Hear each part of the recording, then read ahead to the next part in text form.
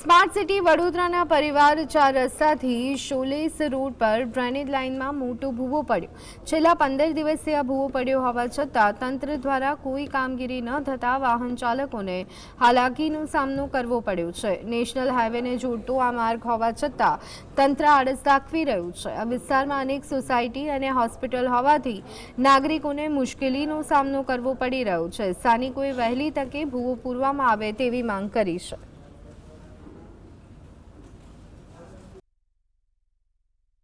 અહીંયા 15 થી 20 દિવસ અગાઉ એક મસ્ત મોટો ભૂવો પડ્યો છે।